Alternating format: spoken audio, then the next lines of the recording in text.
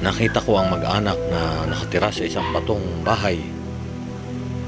Pagdating ko sa loob ay doon ko na silayan na may mga torda na nakasabit at ito pala ay halos wala nang mapistuhan sila sa pagtulog. Dahil sa hirap nga ng buhay ay nagtitiis sila dito. Narito po ang kwento ni Tatay Dodong.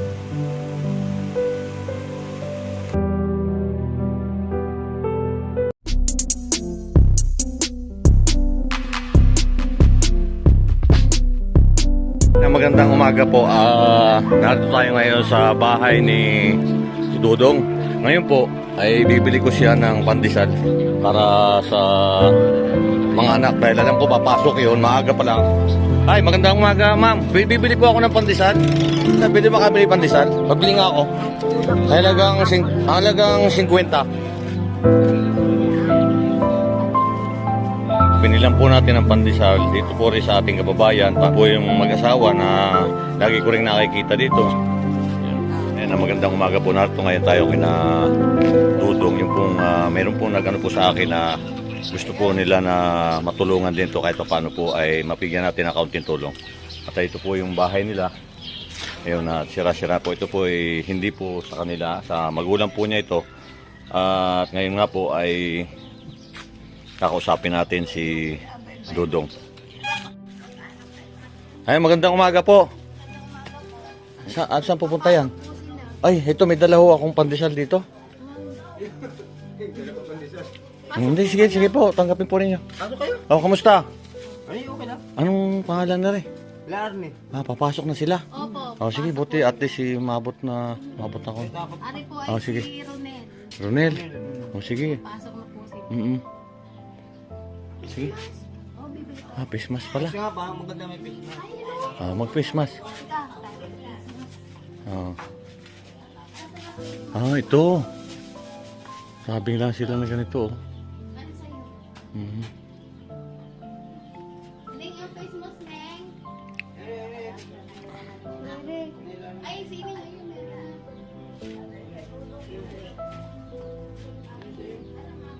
Pagagaling kayo pag-aaral, ha? Pagagaling kayo pag-aaral. Sige, magandang umaga po. Napunta lang po ako dito dahil may nakapagsabi po sa akin na ito paano po yung masakali po na matulungan kayo. Ano po pangalan nyo? Lani po. Ha? Lani. Lani.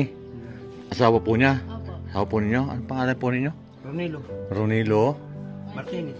Ano po yung ano ninyo? Yung Ronilo, bakit tinata? Tunay ko pangalan, Ronilo. Hindi, yung Dodong. Dudong. Okay na sa inyo, Dodong. Opo. Oo, yan Yan po. Ay, kamusta po kayo? Ito po. Ang bahay namin. Ito nga, ano ko dito. Kanino ba ho itong bahay na ito? Kay Ay, ano sa po? tatay ko. Kay tatay po. Sa tatay mo ngayon, sira na siya. Si Rana. At ay, mga magulang po rin nasaan? Wala na po. Pareho po silang patay. Patay na. Opo. Ngayon, ito po ang aming bahay. Eh, ganito lang ang bayan. Ito ang bahay Ayun nga, namin. nakita ko nga. Bakit po may ganito? Ano Kasi ito? po, pag Butas nawalan ang siya, bubong. Dito. Butas na yung bubong. kung Wala. hindi, kung wala po ng pahiram sa amin ito, wala po kami tutulugan nung sa pool kami turuan. dumating dito. Wasak po talaga ang bubong. Ganun na. Tuluan mo kasi. Eh yung anak amin naman po, pinititay sakto lang po sa pangkain, baon, pambili ng mga ulam. Di ba? Taga saan po mismo kayo? Ako po'y taga Batangas. Batangas pa ho kayo. Ito si Ito, Dodong, taga rito ka mismo. Ay, Nagagawa pag minsan po, may ano ho ninyo? Alternatibong trabaho? Payong, tapos Naggagawa kayo ng payong. Ayan. payong. Pag may nagpapamawer po, nagpapamawer po kami. Yun po ang aming mga trabaho dito.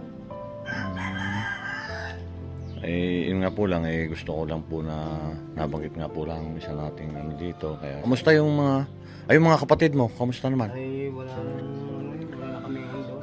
Dahil may kanya-kanya na po. Nagkanya-kanya? Opo. Hindi kayo na aabutan man lang kahit Wala namang Wala tinutulong sa naman amin. pong dahil nga yung mga magulang mo, wala na. wala na po. Ah. Parang kumbaga po sa ano'y sila Sikap po'y lang, parang sikap. wala nang pakialaman.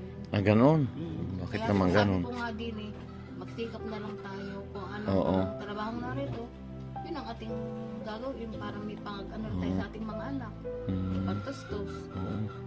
Gusto ko po silang makatapos para po makapag-ano sila sa amin. Sige, sige. Gawin na. Ayan. Pwede pong ang aking asawa na lang po. At ako po ay Sige, sige, sige. pasensya na po Sige, kayo. sige. Ayun, Dito na. nadatngan ko sila na palis na. Papasok kasi yung mga bata. O sige, ingat kayo ha. Adong, kamusta ang buhay naman mo dito? Ano ngayon ang... Tsatsaga lang kahit na sa trabahong mahirap, kailangan kakayanin ko rin. Basta ang malaga, makakita lang ng kahit kaunti para sa mga anak. Tsaka sa pangkain. Okay lang. Sapat na sa amin yung ganun. Kung may tumulong naman, di magpapasalamat naman ako sa biyaya na binigay sa amin ng pamilya. Yun ang pinakamaganda sa buhay ng tao. Uy, kamusta naman yung mga kapatid mo ba? Wala na. Ay, Di ba yung mga kapatid, alam ko may kapatid ka na may mga kaya. May kapatid kami pero sila na may open naman sa amin. Kung gusto lang umuwi, di tanggap ko naman sila. Pero kung sila may bibigay sa akin, tatanggapin ko rin. Kung wala naman, salamat na lang. Dahil ako na may nakakaunawa naman sa mga kapatid ko. Saka ang buhay na may sa hirap ng buhay, di siyempre wala nang magulang. Di magtiis lang, magsikap para kami ay mabuhay at pati mga anak ko makapagtapos sa pag-aaral. Yun ang pinakamalaga sa buhay ng bilang isang magulang. Ay, minsan ba naranasan ninyo na kumakalaman dyan, wala kayong makain? Ay, di tiis lang. Kuminsan pagka may kaunting Asin at saka bagong, okay na? bagoong lang, tapos meron lang nagbibigay sa'yo ng saging ng mga hilaw, di ilalaga ko. Ganun lang. Okay na pagkain? Oo, kamuting kahoy. Saging at bagong lang, okay na yun? Oo, kamuting kahoy, okay na. Oo. Walang kanin yon? Ay, walang kanin, di... Yun na nga lang, yun na yung alternatibo na pagkain ninyo. Yun na lang aming pagkain. Tiis-tiis lang, di... Kuminsan, nag-ano na kami sa mga bagoong. Ay buti naman naabutan kayo ni nanay ng katulad niya ng saging. Mabait naman yung ano pangalan to, yung kapitbahay ninyo. Oo. Kasi naabutan kayo ng Kasi ang tao kasi, pag mayroong maawa, siyempre, kailangan bibigyan mo ng gantimpala na pakikisama sa kapwa. Yan, napakabait ni Tatay Dodong at mo do. Talagang buhay. Tiis lang sa hirap. Kasi pag nanggaling ka sa hirap, may ginhawa rin siguro. Kaya ang Panginoon Diyos na tayo naman siguro ay matutulungan. Yung bubong nila yan Kasi po ito galing sa magulang nila. Yan. Kaya ito ngayon ito yung alternatibo na naglagay na lang sila dito ng ganito. Hero yan. Yan po. Yan. Sira-sira na. Ay, may bibigay ako sa iyo. Salamat naman po. Ayan, ate. At least makakadagdag tulong sa iyo yan. Ako po nagpapasalamat sa binigay sa akin ng biyaya ng kapwa ko. At ako po talaga ito po tsatsaga lang po ako sa hanap buhay. Kung mayroon pong magbibigay sa akin ng trabaho, hindi ko tatanggapin. Maraming salamat po sa inyong tulong. Salamat Kahit po. paano po yung makadagdag tulong po yan sa inyo. Pambili po ng bigas. At po si nanay. Ano po pangalan nyo, Nay? Nena. Ang bait po talaga ni Nanay Nina. At siyempre kapitbahay po siya dahil naaawa po siya kay Dudo. Po kami magkakasundo. Pero kung sila po na may marunong umunawa sa katulad kung naghihirap, ay siguro po naman ako naunawaan ko po yung sustasyon sa buhay ko. Ako po na may tanggap ko po sila kung sila po pumunta rito sa Mindoro, sa Kawayan. At umuwi sila, tanggap ko po sila kahit na po kami naghihirap. Kaya ko pong tiisin ang aking kahirapan sa buhay. Ay hindi ko po sila tinatakwil. Mahal ko po rin silang mga kapatid. Ayan. Kahit na po sila hindi tumulong sa akin, okay po sa akin. Dahil ito pong bahay na ito sa magulang ko po. Wala na po akong magulang, patay na po lahat. Pero tanggap ko po sa aking kahirapan ay yung mga kapatid ko kahit mag-uwian po. Hindi po ako makakatiis sa mga kapatid ko. Kahit tama yun. sama po ng kapatid ko, mahal ko pa rin po sila. Dapat mahalin natin ang... Ako po talaga napapayak na po lang sa sarili. Dahil sa kahirapan po talaga. Dahil wala na pa akong magulang talaga. ako'y nakapayak po. Salamat po. Mm. Hindi ko lang may tuloy yung sariling buhay ko sa kahirapan. Tiis lang po talaga ako. Maraming salamat po. Sa Sana. bigay niyong biyaya sa akin. At sana po yung lahat ng tao pong naghihirap, sana po matulungan na po rin sana ninyo.